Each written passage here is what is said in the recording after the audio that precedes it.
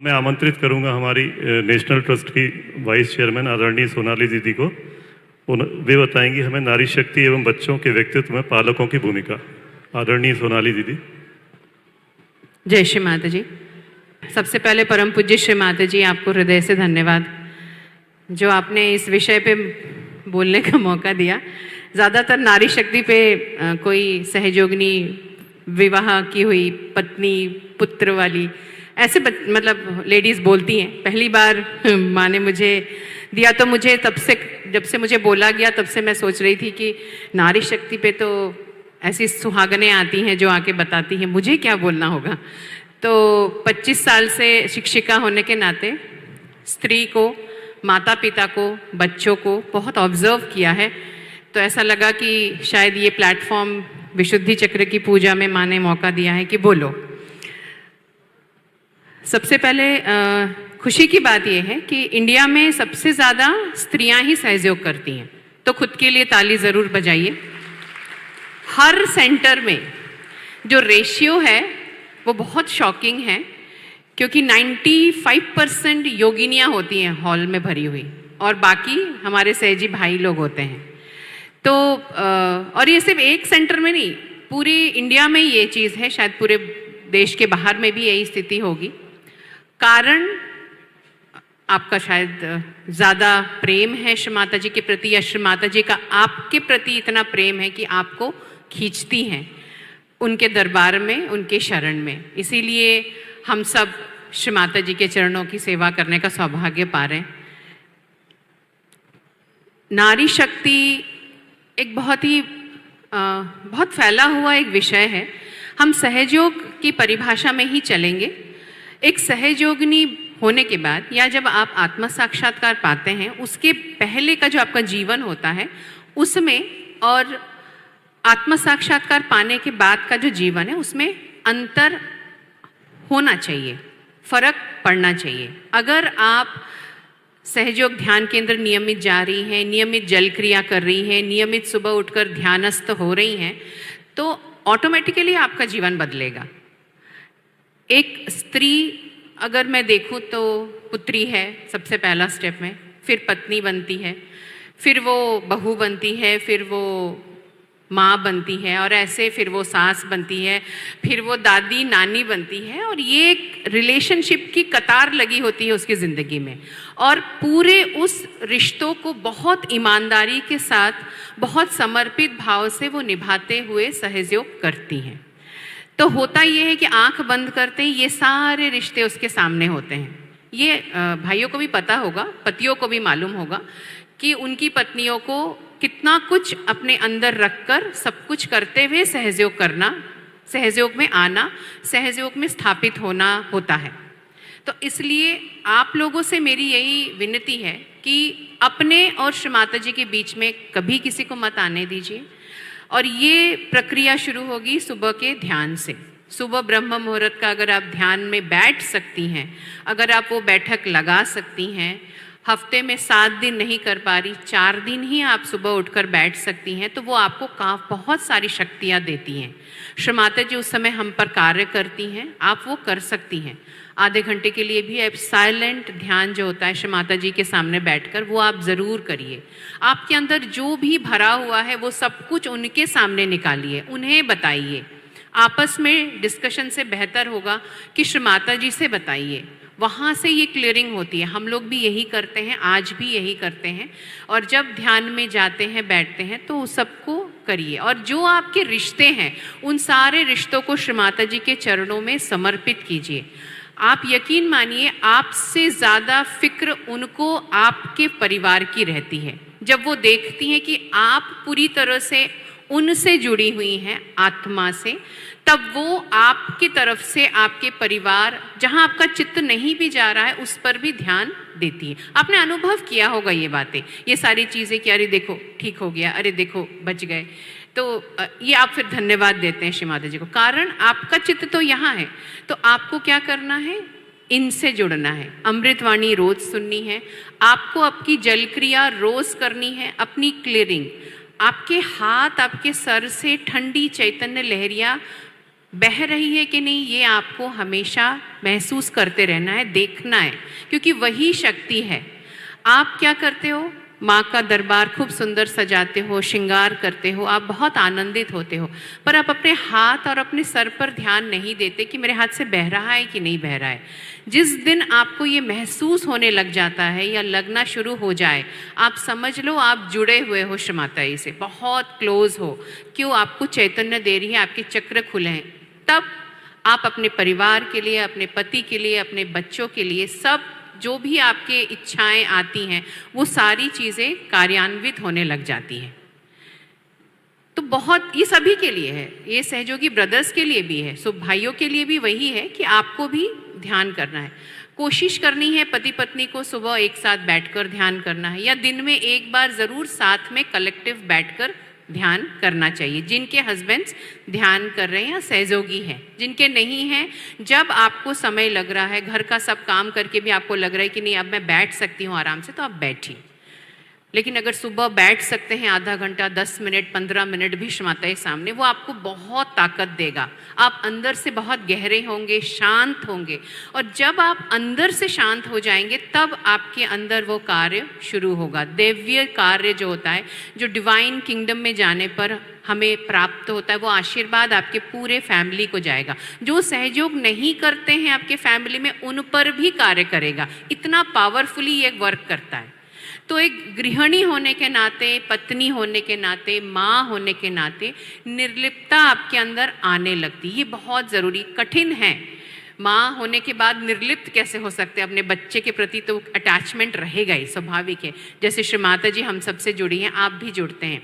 जब आप ध्यानस्थ रहने लग जाते हैं तो ध्यान में जाते जाते, रहते रहते आप बिल्कुल वैसे ही हो जाते हैं, और अपना बच्चा समझ के नहीं, श्री माता जी का बच्चा समझकर उसका केयर करते हैं।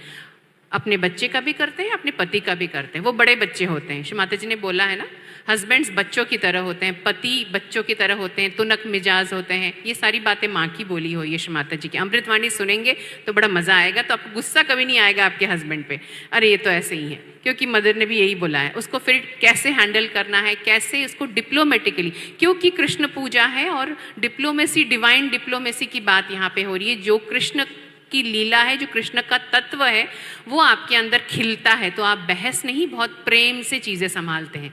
आज भी इंडिया में ऐसे सहयोगिनियाँ हैं जो बहुत बड़े फैमिली को बहुत प्यार से संतुलन में संभाल रही है, आराम से।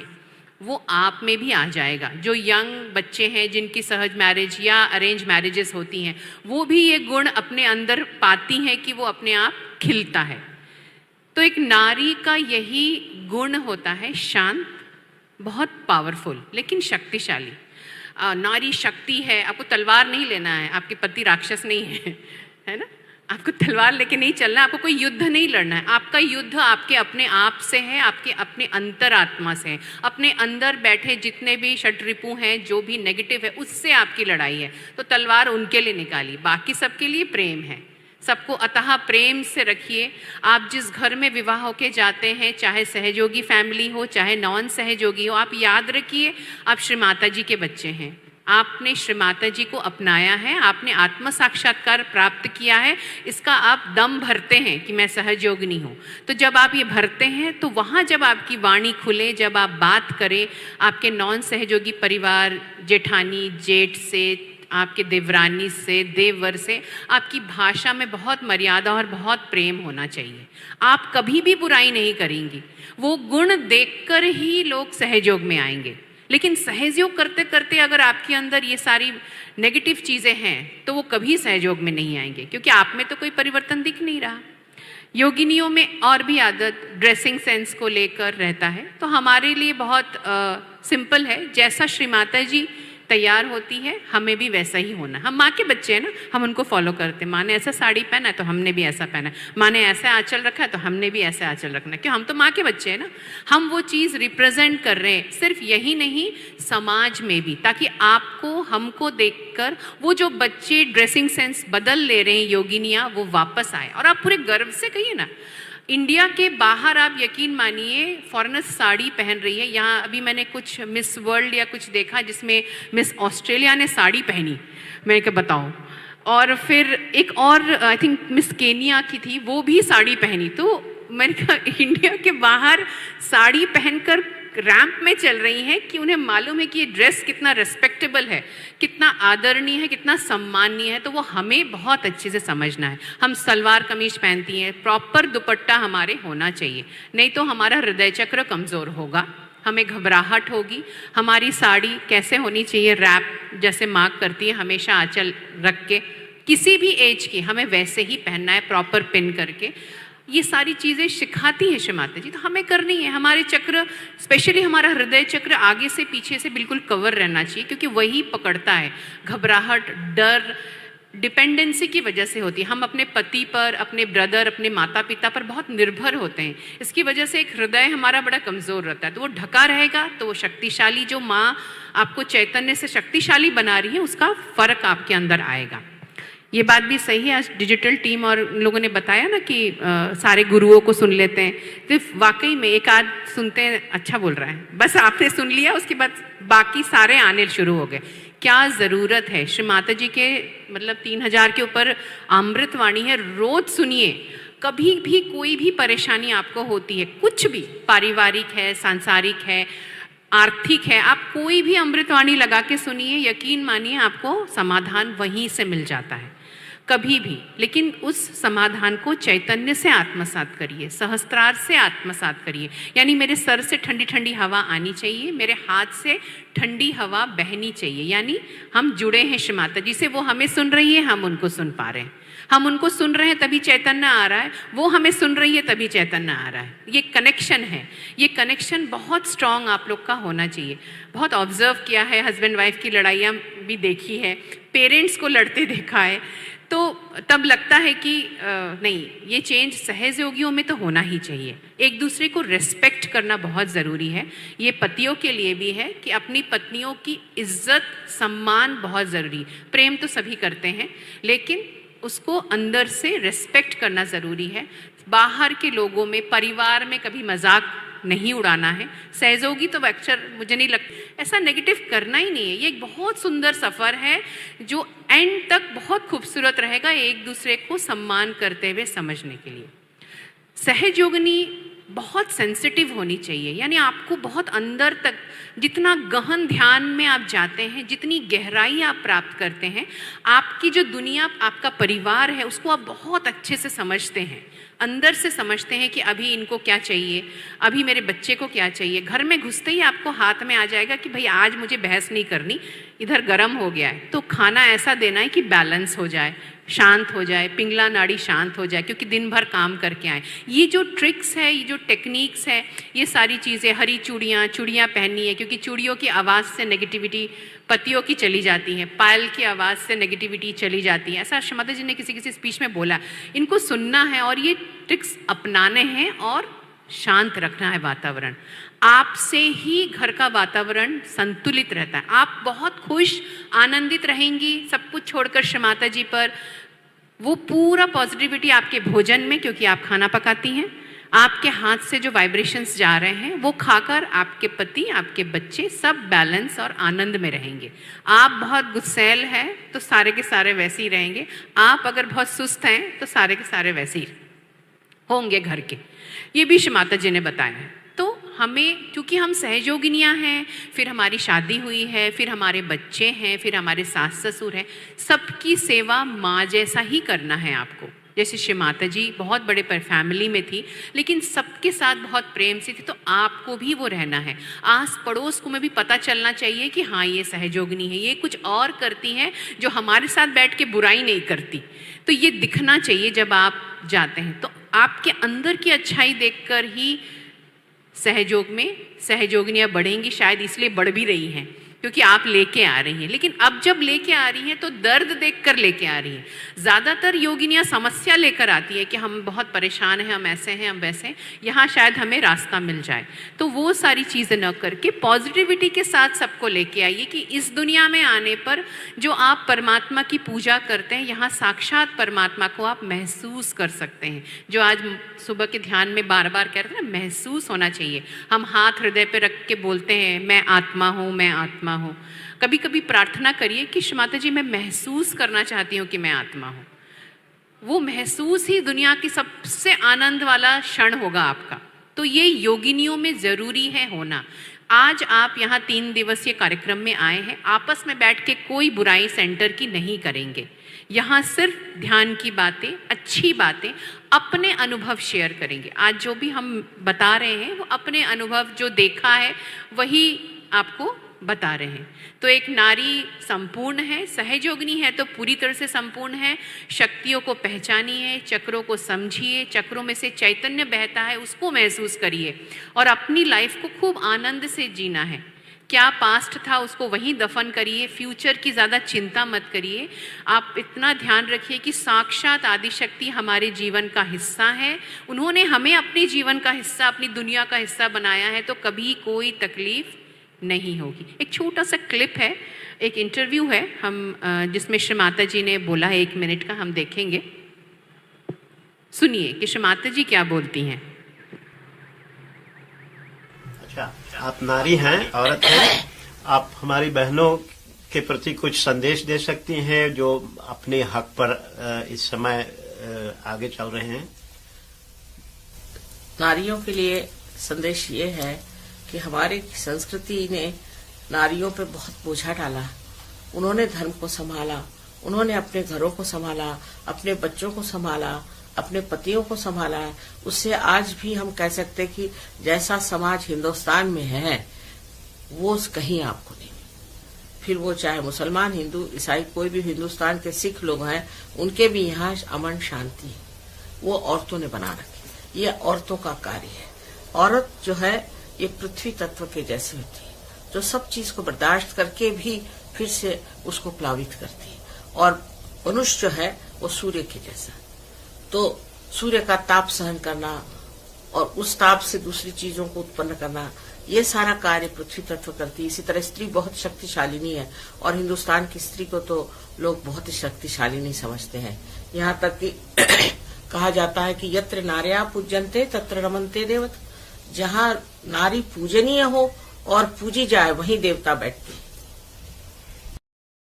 टॉपिक था माता पिता का बच्चों के साथ व्यवहार। तो ये जो सेशन है, इस सत्र को हमने परम पूज्य श्री माता जी का जो अतः प्रेम है बच्चों के प्रति, अभिभावकों को कुछ मार्गदर्शन दिया जा रहा है टीम की तरफ से।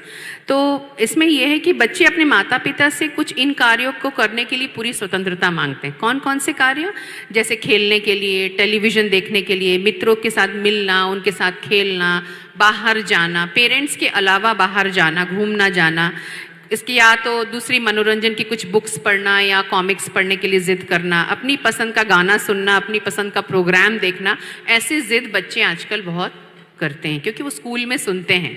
फिर वो चाहते हैं कि वो सब बातें उनकी मानी जाए और उन्हें कोई रोका टोका पीटना कुछ नहीं करना। वैसे सहयोग में भी पीटना नहीं है, आपको ज़बान से ही पीट लीजिए, हाथ मत उठाइए। कोशिश करिए कि बच्चों को कभी मत मारिए। उनकी पसंद के तोहफे उन्हें जब मांग रहे हैं तभी उनको देना। आजकल तो नया भी है, माता पिता, मम्मी जो है खाना भी बनाती है, नाश्ता, तो क्या खाना है बेटा पूछ के। हम लोग के समय में कभी पूछा नहीं जाता था, जो टेबल में आया है वो खाओ, और पापा का इंस्ट्रक्शन रहता था नहीं खाए तो उठ जाओ, एक टाइम नहीं खाओगे अगले बार फिर खाओगे, लेकिन जो खाना बन के आया है वो खाना है। लेकिन आजकल की माएँ इतना अतः प्रेम बच्चों के प्रति है कि 2 बच्चे हैं तो एक के लिए कुछ और बना, दूसरे के लिए और बना, फिर पति की डिमांड में भी सप्लाई हुई, तो पूरा किचन बिल्कुल वो ऐसा लगता है उनको कि नाभि को संतुष्ट कर देंगे तो सब सही हो जाएगा, इस तरह से भी चलता है। तो ये सारे बच्चों की जिद रहती है। अब माता पिता अपने बच्चों की से ये क्या इच्छा करते हैं, वो उनकी बात सुने माने। स्वाभाविक है, आप चाहते हैं कि मेरा बच्चा मेरी बातें सुने, फिर वह स्वस्थ और प्रसन्न रहे, ये भी आप लोग की ख्वाहिश रहती है। वह अनुशासित आज्ञाकारी बने, ये आपकी इच्छा रहती है। वह एक अच्छे मित्र के साथ रहे, उसका कोई भी दोस्त है तो उस पर भी आपकी नज़र रहती है कि कौन है। उसके बाद वह अपनी पढ़ाई पर विशेष ध्यान दे, क्योंकि बहुत कंपटीशन का ज़माना है, इसलिए एज अ पेरेंट आप चाहते हैं कि वो बहुत अच्छा पढ़ा लिखा बच्चा आपका बने। खेलने और घूमने में अधिक समय व्यर्थ ना करे, जबकि खेलने से भी उसे बहुत अवार्ड मिल सकता है, लेकिन अभी भी हम इतनी कंपटीशन है कि हम मतलब छोटे से ही बच्चों के पीछे लग जाते हैं, उसकी पढ़ाई, उसका करियर लेके, क्योंकि हमारा अपना एक सपना होता है कि मेरा बच्चा ये बने। फिर वो सपना हम उसके अंदर भरते हैं कि भाई ये बनना चाहिए, इसमें ये स्कोप है। फिर वो भी वही बोलने लगता है कि नहीं मुझे भी डॉक्टर बनना है, लेकिन जो 10 साल 15 साल उसको देना है वो नहीं बताते कि तुझे इतना पढ़ना पड़ेगा। तो ये चलता है, माता पिता की इच्छाएं और बच्चे की इच्छा माता पिता के प्रति, ये दोनों चीज़ें हैं। अब बच्चों को आपको उचित सलाह क्या देना है? अपने अभिभावक व शिक्षक और बड़ों का आदर करना उन्हें सिखाइए। सबका आदर करना बच्चे को छोटे से ही आपको सिखाना है। बड़े होकर कोई चमत्कार कभी नहीं होगा कि वो बड़ा होकर सीखेगा। बचपन से ही उसको ये रिस्पेक्ट करना, प्रणाम करना, बातें सुनना बड़ों की, उनका आदर करना, ये आपको सिखाना है। अगर उन्हें कोई बात अच्छी नहीं लगती है तो पलटकर उन्हें जवाब नहीं देना है, ये भी उसे प्यार से सिखाना है। आप समझाएंगे वो ज़रूर समझ जाएगा या समझ जाएगी। भाई आपको आके बताए, आप ये बोल दे, आपको बुरा लगा आप मुझे बताना, लेकिन बड़ों को जवाब नहीं देना।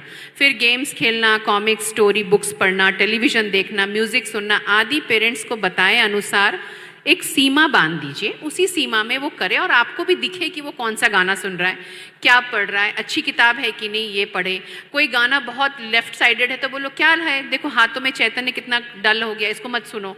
अच्छे अच्छे गाने सिलेक्ट कर दीजिए, इसको सुनो तो तुम्हारे देखो। और क्योंकि छोटा है तो उसको चैतन्य बहुत अच्छे से समझ में आएगा, तो उससे उसको रोका जा सकता है। बच्चे को खाने की चीज़ों के बारे में निराधार नहीं करना है, यानी जो थाली में आया है उसे प्रणाम करके अन्नपूर्णा समझ के उसे खाना है, ये उसको सिखाना है बचपन से ही, ताकि वो ठहला कर ना खाए, साफ सुथरा, जैसे हमें हमारे माता पिता ने सिखाया है वैसे उसको भी सिखाना है, अभी भी सिखाना है पेरेंट्स को। और कोई भी खाने का जिद ना करे बच्चा, ऐसा भी उसको प्यार से समझाना है। धीरे धीरे वो अच्छा और गलत समझने लग जाएगा। उसको समझाना है कि ये खाने से नुकसान हो सकता है, आपकी बॉडी को ऐसा होता है, तो वो अपने आप ही चीज़ें छोड़ेगा। आप आदत ही मत डलवाओ ना। अगर आप मैगी की आदत डलवा देते हो ताकि मुझे रोटी पराठा ना बनाना पड़े, तो स्वाभाविक है वो मैगी खाएगा। आप उसको चिप्स थमा दिए हो, उसके बाद आप जब उसको जीभ में लग गई तब आप बोलते हो मत खाओ, तो खिलाया क्यों? ब्रेड आप उसको खिला देते हो, व्हीट ब्रेड जिसमें बहुत स्वीट होता है, क्योंकि आपको रोटी गरम गरम बना के घर की देसी घी लगा के देना है, कहाँ इतना करे, तो आपने ब्रेड बटर लगा के खिला दिया। वो ब्रेड जो मैदा है और उसको नुकसान कर रहा है, ये तो आप जब तक उसके अंदर चला गया, टेस्ट बर्ड्स में जा गया, तब कहाँ वो छोड़ पाता। तो बचपन से ही आपका हाथ, वही बोला ना, आप ध्यानस्थ रहेंगे, आपके हाथ से चैतन्य बहेगा, जो भी पकेगा वो बच्चा आपका हस्बैंड दोनों ही खाएंगे। झगड़ा करने वाले, गंदी बातें करने वाले, खेल कूद में गलत बातें सीख के आने से, ये सारी बातों से बच्चों को बचाना है, उन्हें मना करना है। कभी गलत बात निकल गई, कभी कोई अपशब्द बोल दिया, उन्हें उसी वक्त टोकना है, हंसना नहीं है। अक्सर क्या होता है, छोटा बच्चा कभी कुछ गाली गलौज, कुछ गलत बात कर दे, बड़े बड़े मजे लेके, चटखारे लेके मजा लेते हैं, जैसे वो कोई खिलौना है और वो कुछ खेल रहा है और हम लोग खेल रहे हैं, लेकिन वो तो सीख रहा है गलत बातें, वो चीज़ें आ जाती है। माता पिता के लिए उचित सलाह यह है कि उत्तम परिपालन, अच्छे से पालना है बच्चे को। श्री माता जी का बच्चा है, अगर आप सहयोगी हैं तो वो श्री माता जी का बच्चा है, तो उसको बहुत जिम्मेदारी के साथ आपको पालना है। ये वही बालक होंगे जो आगे चल के इस ह्यूमैनिटी का, मानवता का नेतृत्व करेंगे, आज चल के युवा शक्ति बनेंगे। अपने बच्चे माता पिता के व्यवहार से सीखते हैं, इसलिए पति पत्नी बहुत अच्छे से संभल कर बात करेंगे बच्चे के सामने, झूठ नहीं बोलेंगे, एक दूसरे की निंदा नहीं करेंगे, मजाक नहीं उड़ाएंगे। वो बच्चा सीखता है, फिर वो भी वैसे ही करता है। तो आपका रिश्ता जितना सम्मान्य पूर्वक होगा, बच्चा भी उतना ही सम्मान करना सीखता है। अक्सर बच्चों के पेरेंट्स की ये रहती है कि उसको तो स्कूल भेज रहे हैं, 6 घंटे तो स्कूल में रहता है, उसको सिखाइए। नहीं, वो 24 घंटे में सबसे ज़्यादा आपके साथ रहता है, आपको ऑब्जर्व करता है कि मेरे घर में तो ऐसा है, तो उससे सीखता है। तो आपको बहुत संभल कर, बहुत प्रेम से रहना है। बच्चे सदैव अपने आचरण का अवलोकन करते हैं, आपके आचरण का अवलोकन करते हैं। जोर से चिल्लाए मत, गुस्सा मत करे, ये तो मैंने आपको बताया। बच्चों के लिए समय निकालिए, उन्हें समय दीजिए, मोबाइल लेके मत बैठ जाइए। मम्मी एक मोबाइल, बेटा एक मोबाइल और पापा एक मोबाइल। ये मैंने खुद भी अपने स्कूल में भी देखा। अभी हमारे एक सर हैं, उनकी शादी हुई तो बच्चे हैं उनके, अब वो बच्चे की हाइट इतनी सी और मोबाइल इतना बड़ा सा है। उसको जब स्कूल में लेके आए, वो बच्चा अभी स्कूल जाना शुरू नहीं हुआ, वो तीनों बैठ के मोबाइल देख रहे हैं, तीनों ट्विंस नहीं, एक साथ 3 हुए, तो तीनों जब गोल मटोल आके बैठे तो मैं बस ये देख रही हूँ कि जितनी ना हाइट है उससे बड़ी तो मोबाइल हाथ में थमा दिए तीनों के। तो मैंने पूछा क्यों दे दिया? संभालेंगे कैसे करके, अच्छा है मोबाइल में बिजी रहते हैं, और उनको मुझसे ज़्यादा अच्छे से मोबाइल चलाना आता है। इस तरह से आप कभी मत करिए। मोबाइल से रेडिएशंस निकलते हैं और वो रेडिएशन बच्चों के लिए बहुत हानिकारक है। आँखों से नेगेटिविटी एब्जॉर्ब करते हैं वो, और आँखों से वो हमको देखकर हमारी नेगेटिविटी एब्जॉर्ब करते हैं, तो उस मोबाइल से जो हीट है वो भी वो एब्जॉर्ब करते हैं, तब जाके वो चिड़चिड़ाते हैं। इसलिए आप सावधान रहें इस चीज़ से। उसको समय दीजिए, उसके साथ खेलिए, उससे अच्छी बातें करिए। माइथोलॉजिकल रामायण है, महाभारत है, स्टोरीज सुनाइए, पंचतंत्र की कहानियाँ सुनाइए, वो बहुत चाव से सुनता है। लेकिन आपको खुद को अभी तो आना चाहिए ये सारी चीज़ें, आपका खुद का भी नॉलेज बढ़ाइए और उनको दीजिए, है ना। तब जाके हमारे भारतीय संस्कृति उसको समझाइए, उसको बहुत मज़ा आएगा ये स्टोरियाँ सुनने में। बच्चों को अपने माता पिता से संपूर्ण प्रेम, संपूर्ण आश्वस्तता मिलनी चाहिए। उसको वो सिक्योरिटी बहुत मिलनी चाहिए कि वो कहीं पर भी फिसलता है तो उसे याद रहे कि मेरे मम्मी पापा मेरे साथ हैं। ये सिक्योरिटी, सेंस ऑफ सिक्योरिटी आपको देनी होगी अपने बच्चे को, चाहे किसी भी उम्र में हो, चाहे लड़का हो चाहे लड़की हो। आपको वो सेंस ऑफ सिक्योरिटी देनी है कि आप उनके साथ हैं हमेशा। तो वो बच्चा कभी भी गलत रास्ते पे नहीं जाएगा। जाता भी होगा तो उसको पता है कि पेरेंट्स मेरे हैं, फिर हमें पड़ेगी अच्छे से। तो ये सारी चीज़ें आपको नोट रखनी है, आपको करना है। सुरक्षा बच्चों को संतुलन प्रदान करती है। बच्चों को अनुशासित करना आवश्यक है। जहाँ गलत है उसको अनुशासित करके उसे समझाइए। बच्चों को अपनी स्वतंत्रता लेने दीजिए। जब हम उन्हें ज़्यादा दबा कर रखते हैं तो वो हिंसक, विध्वंसक भी बन जाते हैं। कुछ माँ बाप खूब मारते हैं बच्चे को, है ना, वो ढीठ हो जाता है और मारो अब कुछ नहीं होगा, वो ऐसे हो जाते हैं। वो मेंटली वो बहुत अजीब तरह से हो जाते हैं। उन्हें मारिए मत, बिना मारे भी आप समझा सकते हैं।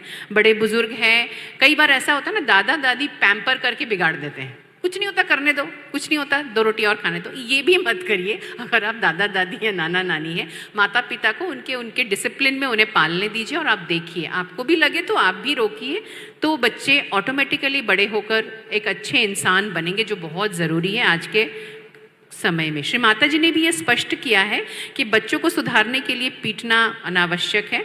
जब बच्चे गलत आचरण करते हैं तो उनकी गलती सुधार कर ठीक कीजिए। आप उनसे बात कीजिए, उनके व्यक्तित्व का विकास उस प्रकार कीजिए जिससे कि वह जानेंगे कि उन्हें प्रभावी विभूतिमान होना है, उन्हें राजा और रानी जैसा ऐश्वर्यशाली होना है, बताइए। मतलब उन्हें ग्रैंड जीवन जीना है। तो जो लोग ग्रैंड जीवन जीते हैं वो ऐसी हरकतें नहीं करते, उन्हें समझाना है, तो ऑटोमेटिकली बच्चे वैसे ही ग्रेसफुल बनते हैं। ठीक है। आध्यात्मिक और सहजी बच्चे हैं तो अपने साथ उन्हें ज़रूर मेडिटेशन में बैठाइए। जब वो बच्चे बैठते हैं उन्हें रेज करिए कुंडलिनी, पीछे से उन्हें बंधन दीजिए। 24 घंटे में ये ज़रूर कीजिए। रात को जब बच्चा सो जाता है तो उसको ऊपर से माँ चैतन्य, पहले खुद बंधन ले ले, हाथ से ठंडा आ रहा है तो उसको भी वाइब्रेशन दे के बंधन दे दे। ये ज़रूर करिए, तो धीरे धीरे वो सुनेगा, माँ की स्पीच उसके अंदर जाएगी, वो प्रश्न करेगा, उसका उत्तर दीजिए। ऐसे कई सारी चीज़ें आपको करनी है। अभी तो मेरे पास इतना सारा है कि बच्चों को अनावश्यक पैसा मत दीजिए।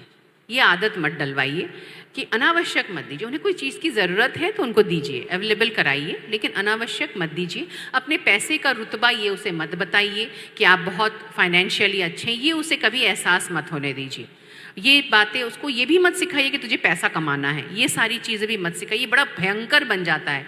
6वीं 7वीं 8वीं तक के बच्चों को जब ये चीज़ें आप भर देते हैं, या उससे भी छोटे बच्चों को, जब वो 10th 11th तक जाते हैं, उनको पैसे के अलावा कुछ समझ में ही नहीं आता। उनको लगता है मनी इनकम ही सब कुछ है।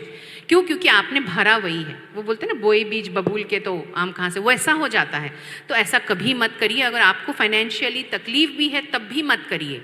उसको समझाइए कि जैसा रखे हैं हमें ऊपर वाले ने, हमें उसी में आनंद में रहना है। उसे एडजस्ट करना सिखाइए, उसे अच्छा इंसान बनना, अच्छा स्टूडेंट विद्यार्थी बनना करिए। अपना अच्छा पढ़ लेगा, खड़ा हो जाएगा अपने पैरों में, अपना ही कमाएगा, लेकिन पैसा को टारगेट मत बनाइए। उससे बच्चे पे बहुत, उसके नाभि पे बहुत फर्क पड़ता है, उसके स्वादिष्ठान में भी बहुत इफेक्ट कर जाता है। उसको सही गलत समझ में ही नहीं आता, उसको बस मालूम होता है कि पैसा कमाना है। बच्चों को चैतन्य लहरी से संबंधित अधिकतर समस्याएं माता पिता से आती हैं। खुद को साफ रखने का प्रयास करिए। आपकी वजह से उनको कैचेस आते हैं, उनका अलग से कुछ नहीं होता। उन्हें बताइए अच्छा क्या है, बुरा क्या है, तो वो समझ जाएंगे। उन्हें लगने दीजिए कि वो सहयोगी है ना। उन्हें भी प्रॉपर तरीके से तैयार करके लाइए। कई बार ऐसा होता है पेरेंट्स अच्छे से, मैंने कई जगह पे ऑल इंडिया में घूमने का बड़ा मौका दिया, शमाता जी ने धन्यवाद, तो मैंने देखा पेरेंट्स अच्छे से तैयार है, वो बच्चा बरमूडा में आया है, शॉर्ट्स में, टी शर्ट में ऐसे ही आ गया है। तो लगता है कि यार आप मम्मी पापा को देखो तो वेल कुर्ता पजामा साड़ी में, अरे बच्चों को भी अच्छे से तैयार करिए। कृष्ण पूजा है, बिल्कुल राधा कृष्ण लगने चाहिए बच्चे, ऐसे तैयार करिए उन्हें, अच्छे से प्रॉपर ड्रेसिंग सेंस दीजिए, ढीला पजामा ढीला कुर्ता ताकि आराम से बैठ सके। लड़की, अब फॉरेनर देखना लहंगा पहनाती है, सलवार कमीज पहनाती है लड़कियों को, चोटी गूंथ कर बकायदा। इवन फॉरेनर लेडीज जो योगिनी आती है बकायदा चोटी गूंथ लेती है बैठे बैठे पूजा में, अगर खुले हैं तो, कि उन्हें बोला हुआ या कहीं सुना होगा कि माँ ने बोला है तो वो करती हैं। तो आप भी करिए, बकायदा सर पे तेल लगाइए, बालों में वाइब्रेटेड तेल लगाइए तो बाल भी घने और सुंदर होंगे बच्चों के। ये सारी चीज़ें आप करिए, उस पर भी असर करेगा। ध्यान में बैठना सिखाइए, उसे कहिए कि स्किन बहुत अच्छी होती है, लड़कियों को बहुत फ़र्क पड़ता है, उससे बहुत फ़र्क पड़ने लग जाएगा, वो ध्यान में बैठेंगे, है ना। उन्हें सीखने दीजिए, श्री माता जी की फ़ोटो की तरफ पीठ करके नहीं बैठना है, पैर करके नहीं बैठना है, ये चीज़ें बचपन से सिखाइए तो उन्हें पता चलेगा कि भाई हाँ मेरा परमात्मा है, साक्षात परमात्मा बहुत बड़ी बात है, वो बच्चे सीखेंगे। प्रकृति के साथ उनका संबंध करिए, पौधे लगवाइए, पौधों में वाइब्रेशन देना सिखाइए, उनको फील होगा और उससे आपके बच्चों पे बहुत सकारात्मक फर्क पड़ेगा। नियमित और सामान्य भोजन उनको दीजिए, बंद डिब्बे का खाना उन्हें मत खिलाइए, अवॉइड करिए कि उन्हें न दीजिए। भोजन का समय निश्चित और नियमित करिए ताकि उनके स्वास्थ्य में सुधार हो। कभी भी खाना खा रहा है ऐसा नहीं है, कभी भी कोई बैठा उनके साथ बैठ गया ऐसा नहीं है। जब जब जब जब खाने का समय है उसको ठीक से बनाइए, नाश्ते के समय नाश्ते, दोपहर के खाने के समय खाना। छुट्टी के दिन तो कम से कम नियमित रखिए, बाकी दिन तो स्कूल जाता है तो टिफ़िन लेके ही जाता होगा।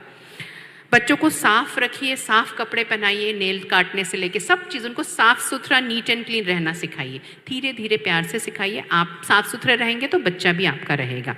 ये सारी चीज़ें हमें करनी है अपने बच्चों के साथ। बच्चों की जो तालू की हड्डी की ऊपरी और उनके दोनों तरफ जो भाग है उस पर तेल अच्छे से लगाइए। छोटे बच्चों को तो हर दिन मालिश करनी है वाइब्रेटेड ऑयल से, और जो थोड़े बढ़ गए हैं उनके यहाँ तालू पे ज़रूर मालिश करिए, उनके चक्रों पे करिए, पर अपने हाथ में देख लीजिए कि गर्म तो नहीं है।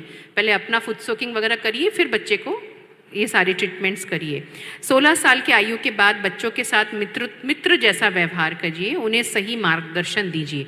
16 से 25 इस समय तक में अगर आपने बच्चों को संभाल लिया तो कभी नहीं बिगड़ेंगे, कभी गलत रास्ते पे नहीं जाएंगे। ये जो टाइम होता है एडोलसेंट एज, किशोर अवस्था होती है, इसमें हार्मोनल चेंजेस होते हैं, मेंटल चेंजेस होता है। बच्चा अपने आप को बहुत बड़ा महसूस करता है और आपको बहुत छोटा, अब बहुत सीख जाता है और आपको कुछ नहीं समझता। तो उस समय में बहुत प्यार से केयर कीजिए उनका। ये जो 3-4 साल 5 साल गुजर गए बच्चे के, तो वो बहुत शक्तिशाली, वो आपका सहारा बनेगा। अब तक के लिए इतना ही है, और धन्यवाद श्री माता जी को कि ये विषय इतना वृहद है कि उन्होंने इस टॉपिक पे बोलने को दिया। So thank you Shri Mata जी, और माँ से प्रार्थना करते हैं कि इस दुनिया में जितने भी सहयोगी बच्चे हैं उन्हें अपने शरण में रखें, और जैसा वो चाहती हैं वैसे ये बच्चे बने, वैसे ये माता पिता बने। Thank you Shri Mata ji, thank you.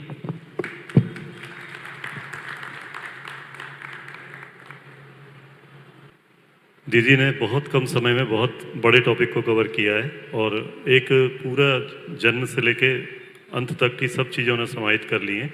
और एक चीज़ बोली 95% योगिनियाँ है, जैसा कि दीदी ने बोला, तो हमारी जिम्मेदारी भी 95% हमारे हिस्से में ही है। पुरुषों से आग्रह है कि एक ड्राइवर के रूप में ना आए, वो लोग भी उनको मदद करें। दीदी ने दूसरी चीज़ बोली सहजीवनियों के आत्म साक्षात्कार के पूर्व के जीवन और बाद में आने के बाद के जीवन में परिलक्षित होना चाहिए। मैं इसे रिवाइज कर रहा हूँ जिससे आप लोग बार बार समझ सकें। तीसरा बोला उद्विकासी यात्रा, इसमें पुत्र पुत्री पत्नी वधू सास दादी नानी तक की यात्रा बताया। श्री माता जी संवाद सबसे बड़ी चीज़ यहाँ बोली, जहाँ भी आपकी बहनें हमारी इमोशनल होती हैं, श्री माता जी संवाद एक बहुत बड़ी बात बोली है। इसका हम लोग खुद देखते हैं कि अंतर आता है। और एक और चीज़ जो मैं अपने घर पे भी देखता हूँ, श्री माता जी की सुंदर सजावट और वाइब्रेशन, दोनों चीज़ों में समन्वय रखें आप लोग, इसको भी दीदी ने उठाया है। कलेक्टिव ध्यान घर में बोला, और युद्ध हमारा सडरूपियों से, रिश्तेदारों से नहीं है अपने, ये भी बताया दीदी ने। भोजन के माध्यम से चैतन्य, कितनी बड़ी बात बताई है, इससे फर्क पड़ता है। बाल शक्ति के विषय में दिनचर्या, खान पान, चरित्र निर्माण, क्योंकि राष्ट्र निर्माण में चरित्र बहुत जरूरी है। चैतन्य लहरियों के प्रयोग, मित्र मंडली, समय पर बच्चों के घर में आना, सुरक्षा की भावना, अनुशासन, स्वतंत्रता, इस सब के बीच में समन्वय दिया। और एक गरिमामय सहजी जीवन के विषय में बताया। तो अद्भुत है दीदी का ये अभी संवाद जो दीदी ने किया है। मैं चाहता हूँ कि मतलब माँ से मेरी विनती है कि इसको कहीं राष्ट्रीय मंच पे भी, इसके सहज के अलावा भी दीदी इसको इसे प्रसारित करें, कि 20 मिनट में इतना कंक्रीट लेक्चर मैंने अभी नहीं सुना। बहुत बड़ी तैयारी के बाद ये। धन्यवाद दीदी। जय श्री राम।